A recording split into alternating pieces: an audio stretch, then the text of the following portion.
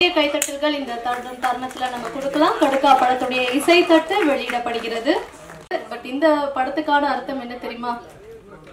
அல்வா கொடுக்கறதுன்னு சொல்லுவாங்கல்ல, திருநெல்வேலிக்கே அல்வாவா மதுரைக்கே மல்லியா அப்படின்ற மாதிரி கடுக்கா கொடுக்கறது, அதாவது டிம்கி கொடுக்கறது அப்படின்வாங்கல்ல. சோ அதுதான் யாரு யாருக்கு டிம்கி கொடுத்துருக்கா அப்படின்ட்டு படம் வந்து 27ஆம் தேதி ரிலீஸ் ஆகுது இல்லையா? அப்ப நம்ம பார்த்தா தெரிஞ்சிடும் அப்படின்னு நினைக்கிறேன்.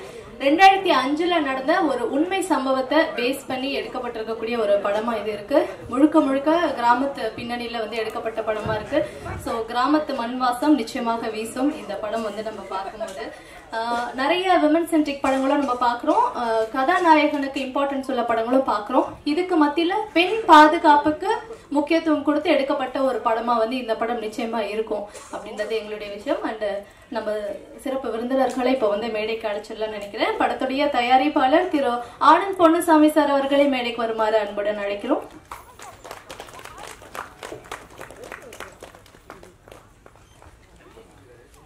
பண்ணிட்டு இருக்கேன் சார், எனக்கு என்ன வாய்ப்பு கொடுங்கன்னு சொல்லி கேட்டிருந்தேன்.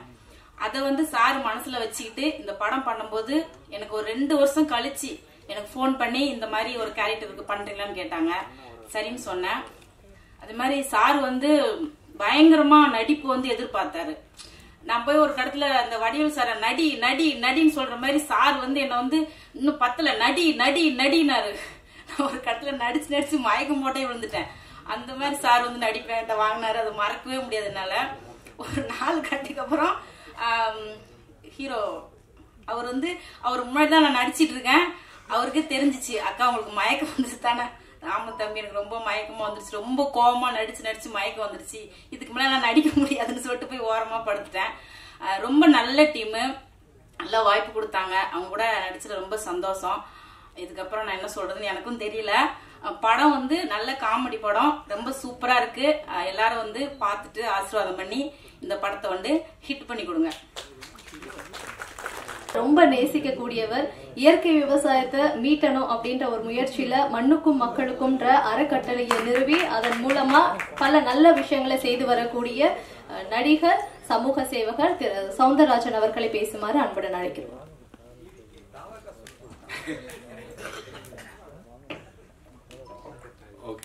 மண்ணுக்கும் மக்களுக்கும் வணக்கம்.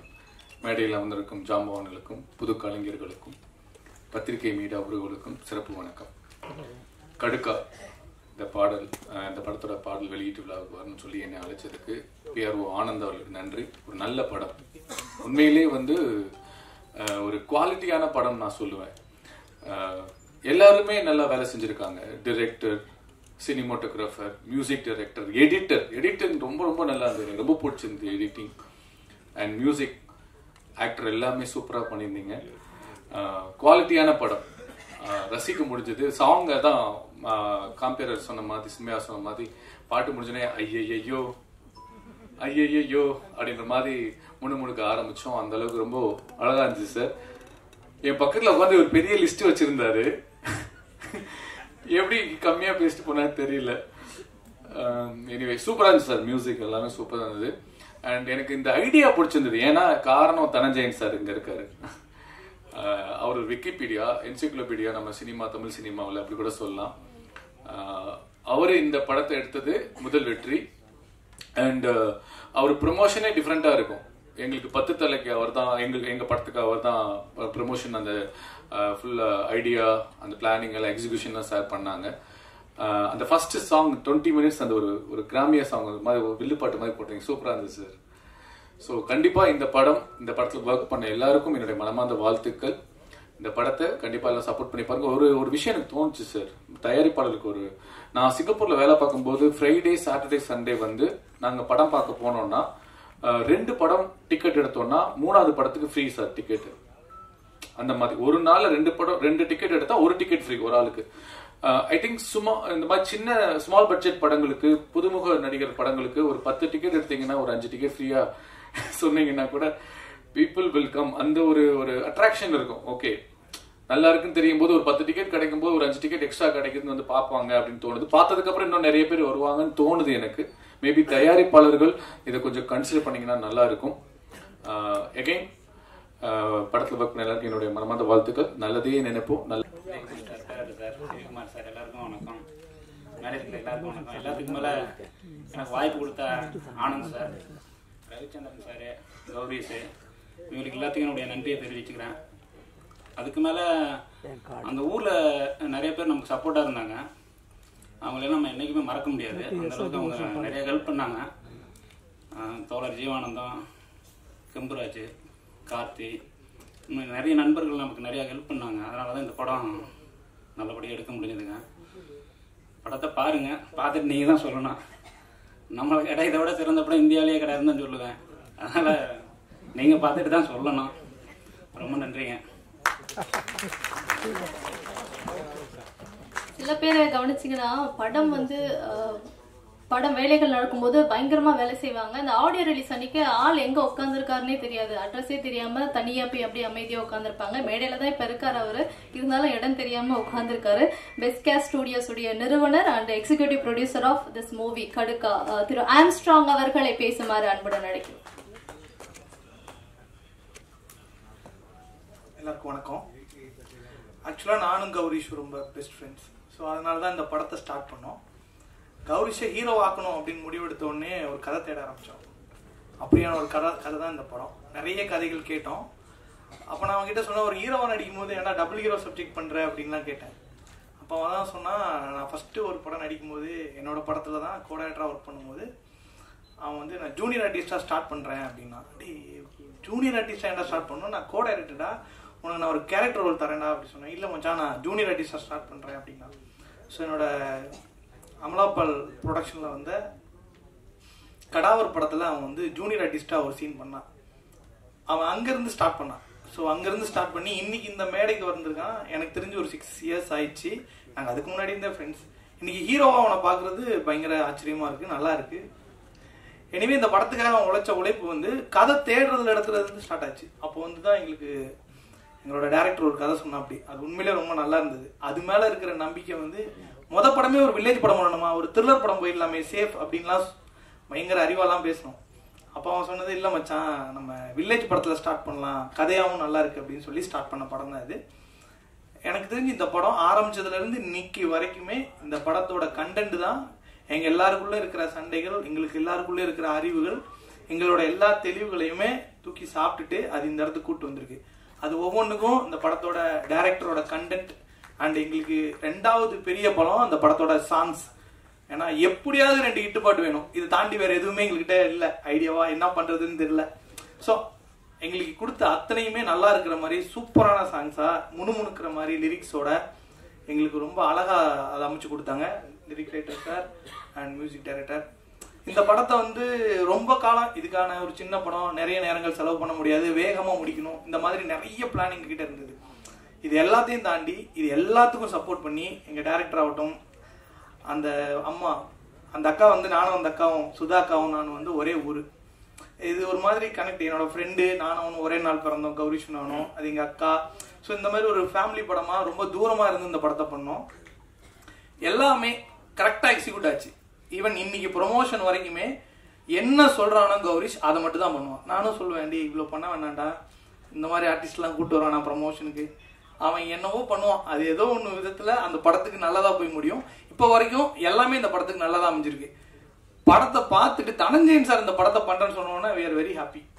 ஏன்னா இதுக்கப்புறம் இதை தூக்கிட்டு சமைக்க வேணாண்டா, கீழே வச்சிடலாம் அப்படின்ற மாதிரி ஒரு முடிவு எடுத்தோம். ரிலீஸ் டேட்ல இருந்து எல்லாமே எங்களுக்கு சப்போர்ட். விநாயகர் சதுர்த்தி எத்தனை படம் வரும், பட் ஒரே ஒரு படம் தான் தனஞ்சயன் சார் மட்டும்தான்.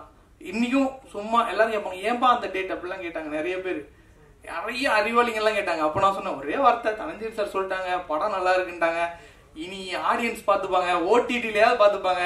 நம்மளோட ஒரே கால்குலேஷன், கௌரிஷ் என் நண்பன் ஹீரோவாகணும், அவ்வளோதான். இவ்வளோ நாளும் உழைச்சோம், இயக்குனரா எக்ஸிக்யூட்டிவ் ப்ரொடியூசரா நிறைய தளத்தில் உழைச்சோம். எனக்கு ஃபர்ஸ்டா எனக்கு தனஞ்சயன் சார் பயங்கர கனெக்ட். எப்படின்னா, நான் ஒரு சினிமா தயாரிக்கும் கலைன்னு ஒரு புத்தகம் எழுதினேன்.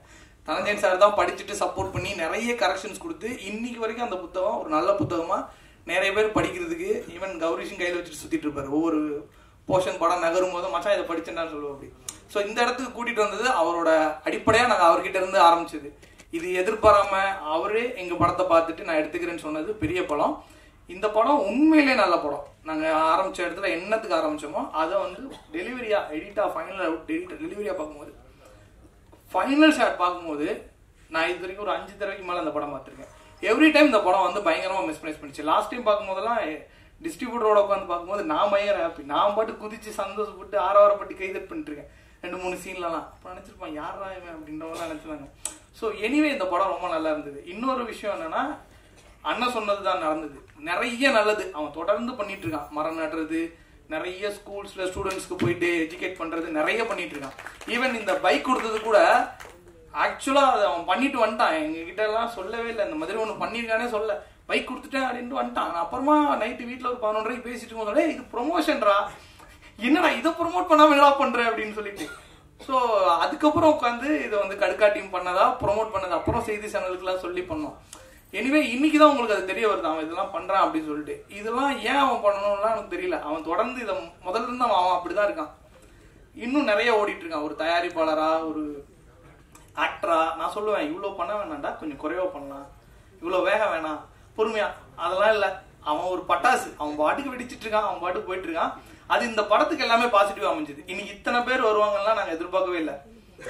ஸோ எனிவே எனக்கு பிடிச்ச சார் எல்லாருமே வந்திருக்காங்க. Perarasu sir, Udhayakumar sir, CV Kumar sir. ஏன்னா சின்ன படங்களை ஆதரிக்கிறதுக்கான ஆட்களே இல்லை.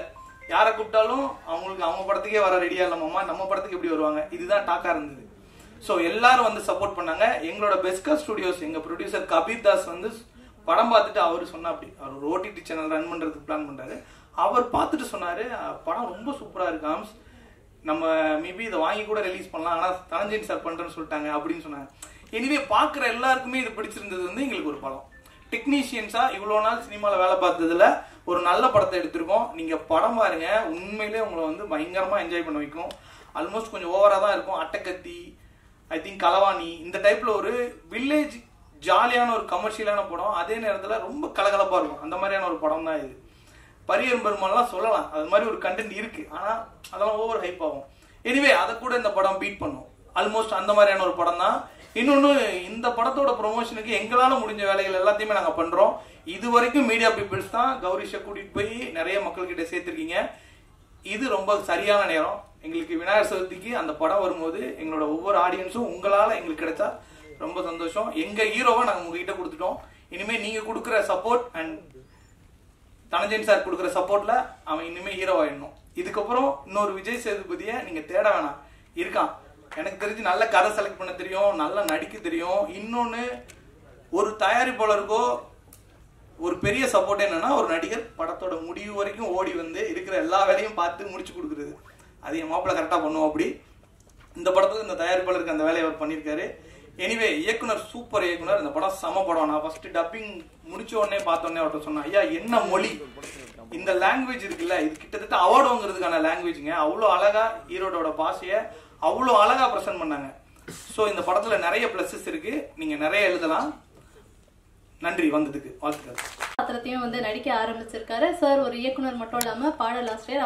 அவருடைய பாடல்கள் இன்னும் இன்ஸ்டாகிராம்ல ரீல்ஸ்ல வந்து ட்ரெண்டிங்ல இருக்கு அப்படின்னு தான் சொல்லணும். ஸோ தமிழ்நாடு திரைப்பட இயக்குநர்கள் சங்கத்தின் தலைவர் நம்மளுடைய RV உதயகுமார் சார் அவர்களை பேசுமாறு அன்புடன் அழைக்கிறோம்.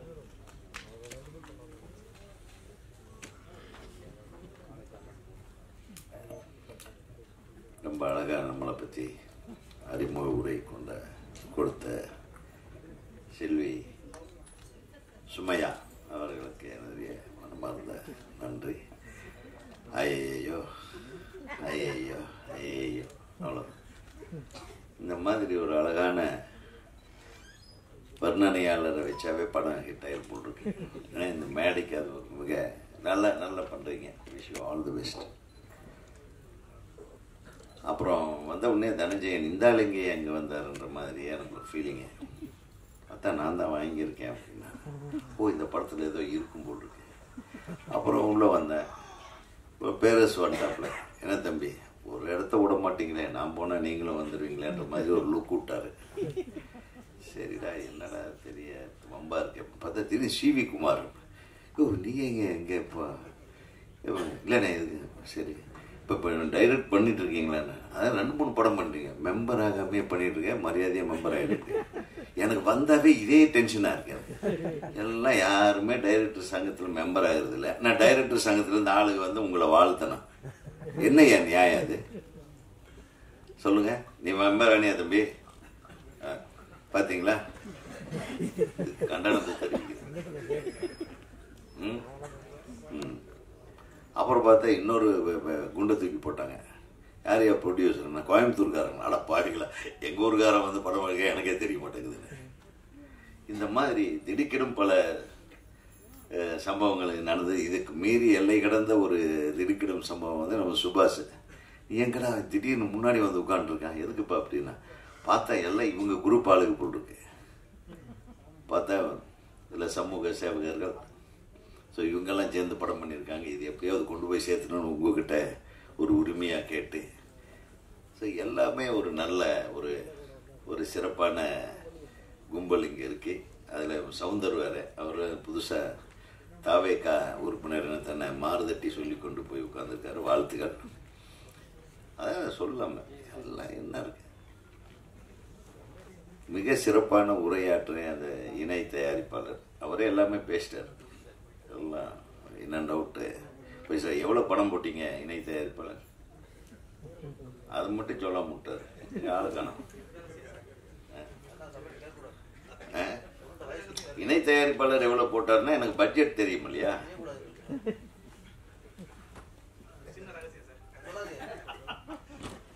அதை மட்டும் விட்டார் பார்த்தீங்களா? அதனால அவருக்கு ஒரு கைத்தட்டல் கொடுத்துருவோம். தயாரிப்பாளருக்கு அவர் பேர்லேயே ஆனந்தத்தை வச்சிருக்காரு. பேர்லேயே ஆனந்தத்தை வச்சிருக்கிற தயாரிப்பாளருக்கு இந்த படம் ஒரு நல்ல ஆனந்தமான ஒரு ரிசல்ட் அவங்களுக்கு கொடுக்க வாழ்த்துக்கள். இப்போ தம்பி ஹீரோவை பற்றி சொன்னாங்க, ரொம்ப சந்தோஷமாக இருந்தது. நான் மேடைக்கு வரும்போது இதெல்லாம் எதிர்பார்க்கல. நீங்கள் செய்து வருகிற சிறப்பான சில விஷயங்கள், பொதுநல நோக்கோடு மக்கள் தொண்டாற்றி கொண்டிருக்கும் உங்களுக்கு இந்த படத்தின் மூலமாக கூட ஒரு முக்கியமான நல்ல விஷயத்தை நீங்கள் சொல்ல வந்திருக்கீங்கன்றது சுபாஷ் அவர்கள் சொல்ல கேள்விப்பட்டேன். எனக்கு அப்போவே தெரியும், மூஞ்சியில் ஆசிட் மாதிரி எடுத்து ஊற்றும் போதே தெரியும் பெண்களுக்கு பாதுகாப்புன்னு. பண்ணுறது லவ், இதில் என்னடா பாதுகாப்பு? லவ் பண்ணுறவங்களுக்கு என்ன பாதுகாப்பு சொல்லுங்கள்? லவ் பண்ணுறதே கொஞ்சம் யோசனை பண்ணி பண்ணுவோம், அதுதான் பாதுகாப்பு. இவன் லவ் பண்ணலாமா, இவனை தேர்வானா, இல்லை இவன் நம்ம கடைசி வரையில் காப்பாற்றுவானா? காதலுங்கிறது இவ்வளவு சாதாரணமான விஷயம் இல்லைங்க. அந்த காலத்தில் யதார்த்தமாக இருந்தது காதல். இன்னைக்கு காதல் வந்து ரொம்ப கணக்கு போட்டு பண்ணுறாங்க. இன்னைக்கு வர்ற இளைஞர்களுடைய காதல் எல்லாம் நம்ம சரியாக நம்ம உணர்வுபூர்வமாகவே எடுத்துக்க முடியாது. அங்கே போனால் எவ்வளவு தேரும், இந்த பொண்ணை கரெக்ட் பண்ணால் எவ்வளோ வரும், இந்த பையனை கரெக்ட் பண்ணால் எவ்வளோ கரெக்ட் கிடைக்கும், எப்படி லைஃப் லாங்காக நமக்கு ஒரு கார் பங்களாவோட வாழ்க்கை கிடைக்கும், இந்த மாதிரி தான் காதல் ஆயிடுச்சு. எல்லாமே கமர்ஷியல். இப்போ எப்படி படங்கள் எப்படி ரிலீஸ் ஆகி பெரிய படங்கள் எல்லாம் வந்து எவ்வளவு வருதுன்றதை மட்டும்தான். என்ன சொல்கிறன்றதெல்லாம் முக்கியம் இல்லை, என்ன சொல்கிறதுன்றது முக்கியமான விஷயங்களை எடுத்தாட்டா இந்த மாதிரி சிக்கல்ல மாட்டி உட்காந்துட்டு தனஞ்சயன் மாதிரி ஒரு ஆளை பிடிச்சி டக்குன்னு லாக் பண்ணி இவர் தான் இந்த படத்துக்கு ஏற்ற விநியோகஸ்தர்னு முடிவு பண்ணி, அப்புறம் நம்ம மாதிரி ஆளுகள்லாம் வந்து இதை பற்றி பேசி ஒரு நல்ல விஷயத்தை வியாபாரம் பண்ணுறதுக்கு உண்மையுமே கஷ்டப்படுறோம். நம்ம நல்ல படங்கள் வந்து கடந்த 15-20 நாட்களாக நாங்கள் சில படங்கள் எல்லாம் பார்த்தோம், திரையிட்டோம் இயக்குனர் சங்கத்துக்காக. கிட்டத்தட்ட ஒரு 4-5 திரைப்படங்கள் மிக சிறப்பாகவே இருந்தது, அழகாக எடுத்திருந்தாங்க பசங்க. ஆனால் எந்த படமே ஓடல. சினிமாவில் நம்ம சரி பண்ண வேண்டிய விஷயம் நிறைய இருக்கு. ரொம்ப கஷ்டமா இருந்தது. ஏன்னா ஒவ்வொரு படத்துக்கும் குறைஞ்சபட்சம் ஒரு 5 கோடி 6 கோடி எல்லாம் செலவு பண்ணியிருப்பாங்க. அந்த படத்தை எப்படி எடுக்க முடியும் அவங்கனால?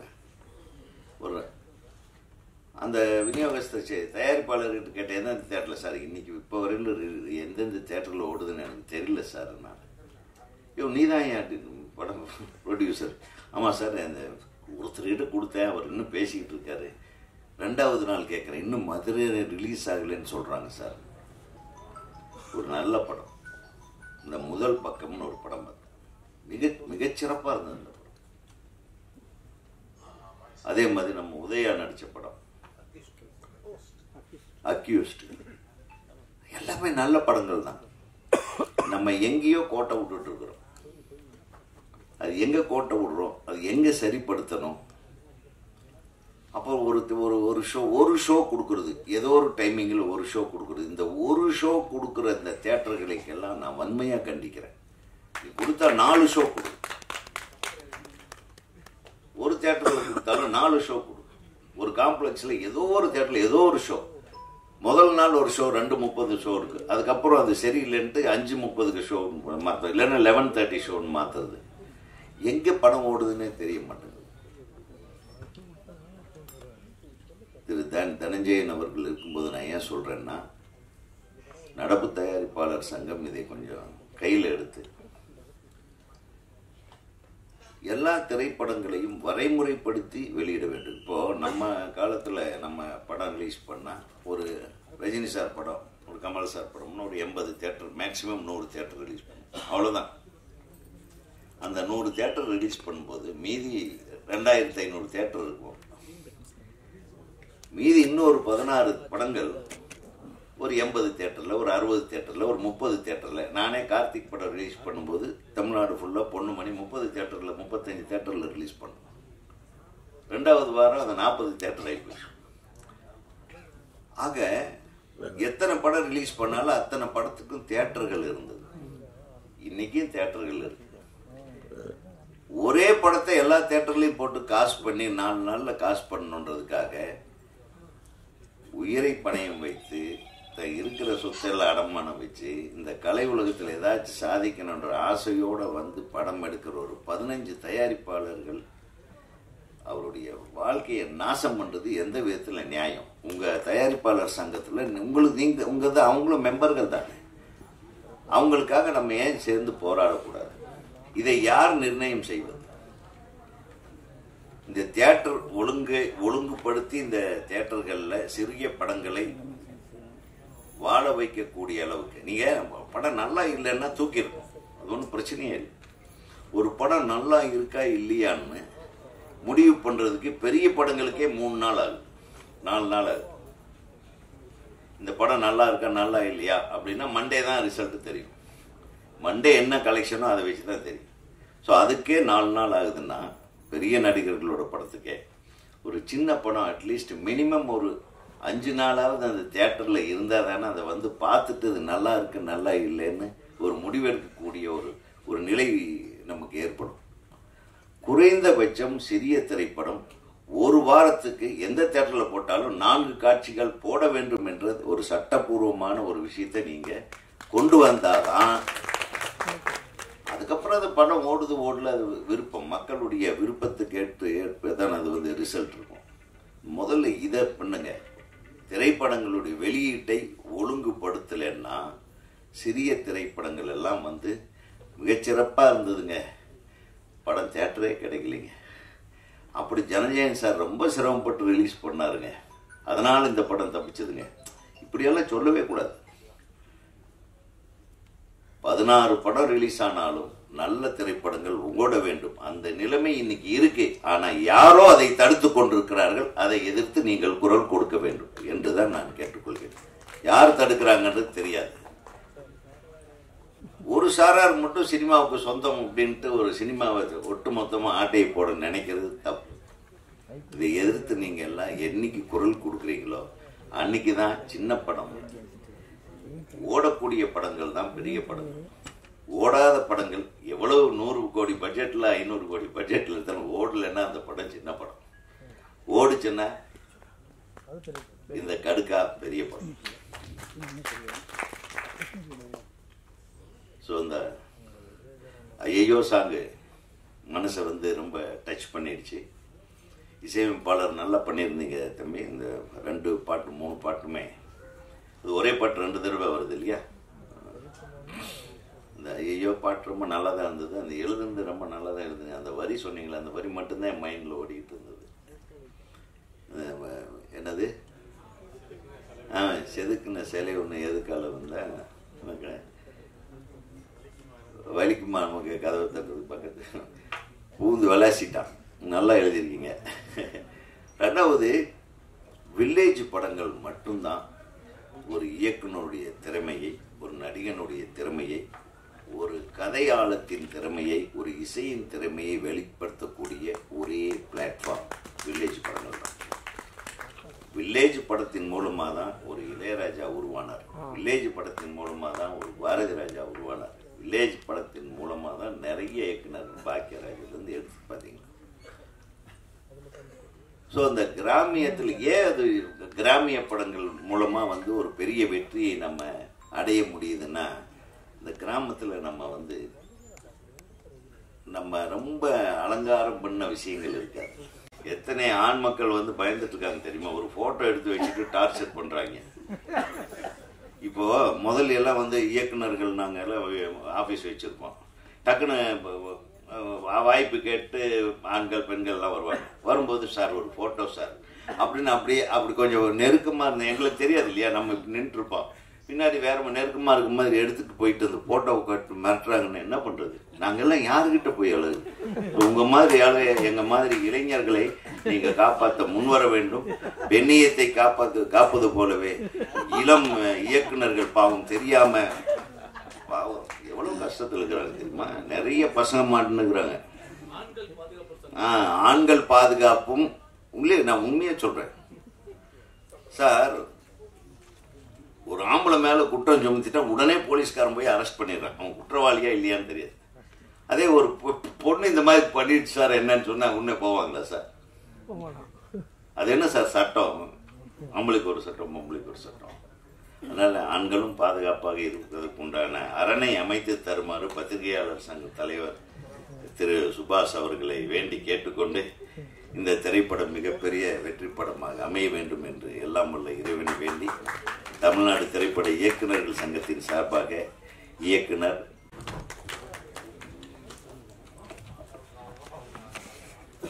எல்லாருக்கும் வணக்கம். இங்க மேடையில் உட்கார்ந்து இருக்கிற சின்ன படத்துக்கு சப்போர்ட் பண்றதுக்குன்னு ஒருத்தர் தமிழ் சினிமாவில் புதுசா ஒருத்தர் என்ட்ரா இருக்காருன்னு ஒரு பெரிய பிரம்மாண்ட விழாவே எடுக்கலாம். அப்படிப்பட்ட ஒரு ஆள் ஸ்ரீகுமார் சார். எதிர்பார்க்கவே இல்லை. இன்னைக்கு சார்ட்ட கால் பண்ணி சொன்ன காலில் கண்டிப்பா சின்ன படம்னா கண்டிப்பா சப்போர்ட் பண்ண வரேன் அப்படின்னு